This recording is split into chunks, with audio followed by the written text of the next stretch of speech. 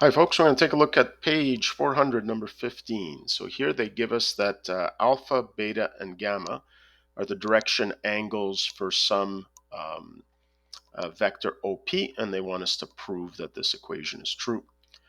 Now here, because we're talking about three direction angles, that must mean that OP is a 3D vector.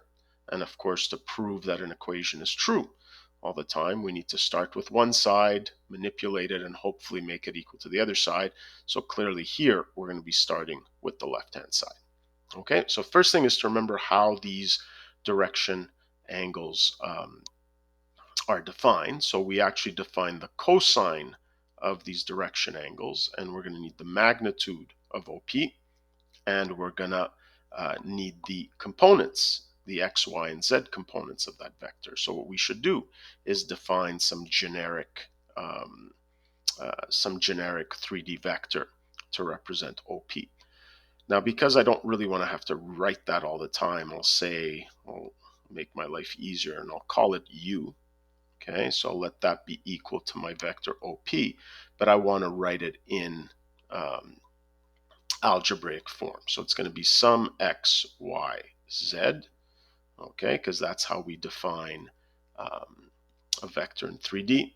A vector going from the origin to some point x, y, z, and these are the components. Okay, so let's start with the left-hand side of this equation, and let's just input what these things are equal to. So remember that cosine of alpha, all right, is given by the x component of the vector divided by the magnitude of the vector.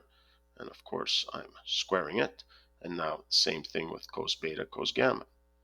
Cos beta is the y component divided by the magnitude of the vector. I'm squaring that. And then cos gamma is the z component of the vector divided by the magnitude of the vector and squaring that. Okay, so our goal is to hopefully do quite a bit of simplifying here to show that this is equal to 1. Okay, so let's start by doing some straightforward algebra. Let's just distribute that exponent to both numerator and denominator.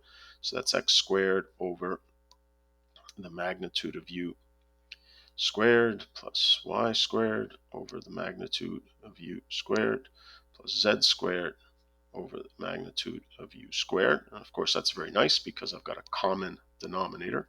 So let's add these three fractions. So x squared plus y squared plus z squared all over magnitude of u squared.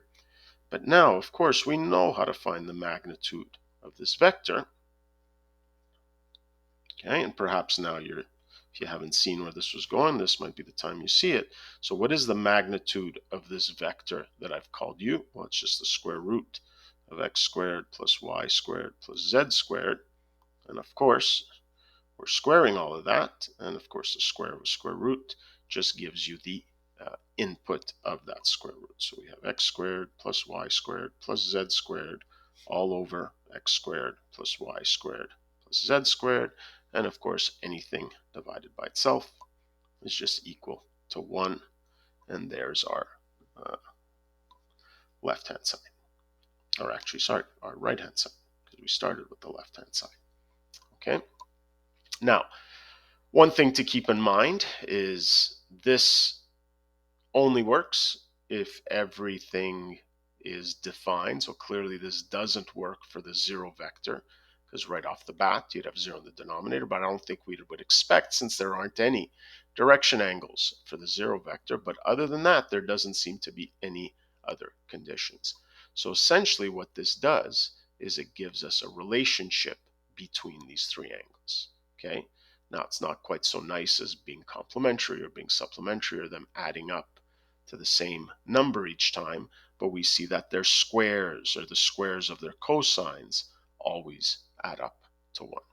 Okay, so just a quick recap. Step number 1 was to remember how these direction angles are defined, that we need the components as well as the magnitude of the vector to define them. And so this is why I needed to define this 3D vector using its components. And then from there, I just inputted everything into the left-hand side and was able to manipulate till I got to the right-hand side. Okay, that's it for this one.